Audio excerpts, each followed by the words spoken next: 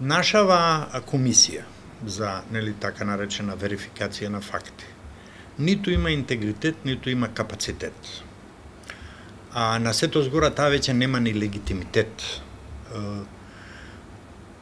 Највиновен за тоа се разбира е председателот без мандат, Томе Аџиевски.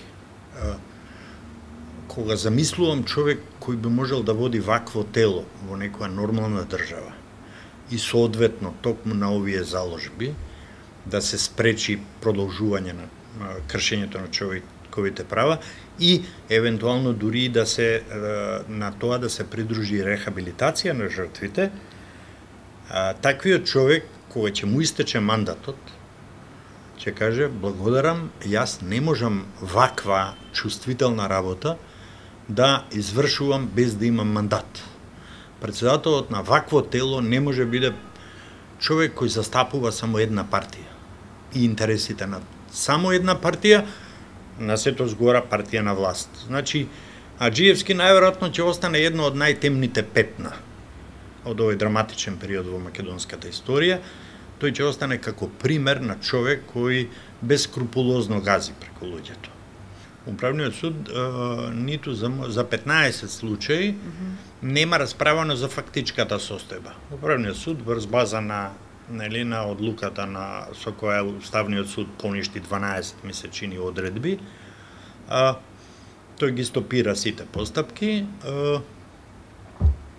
И тука е сега големо прашање кого всушност заштити Управниот суд?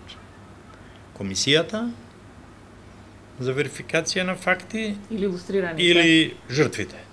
Тие што беа закачени, некои имиња не се познати, некои беа, нели? Со што беше исто така прекршен законот. Според тоа допрва ќе го видиме прашање на приоритетите на налогодавците. Што ќе ги интересира најмногу? Например, рекетирањето на така наречените олигарси, зашто тоа мене ми личи на рекетирање. Дефинитивно лустрацијата се претвора во еден инструмент кој е силна маша во рацете на власта, тогаш тоа навистина се претвора во комисија која не можете да ја споредите со нешто друго, освен со Света инквизиција. Сега, има тука неколку прашања, како ние стигнавме до ова. Не само со тоа што овие луѓе седат во комисијата, они секогаш веројатно може да кажат дека злото би било поголемо ако не седат. Првото прашање почнува зошто Социјалдемократскиот сојуз на Македонија гласаше за првиот закон. Второто прашање е зошто председателот Бранко Црвенковски го потпиша првиот закон.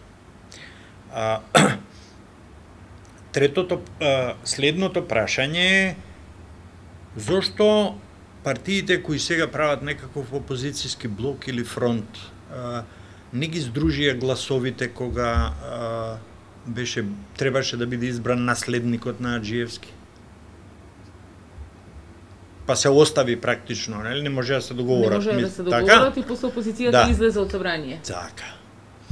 И сега, последната работа, што е исто запрепастувачка, СДСМ вика, се бори против законот, дискутира таму дека антиуставен и така натаму. Пред некој ден една од подпредседателите на СДСМ изјавува дека тие нема да го оспорат, иако тогаш велеа дека ќе го оспорат на устав.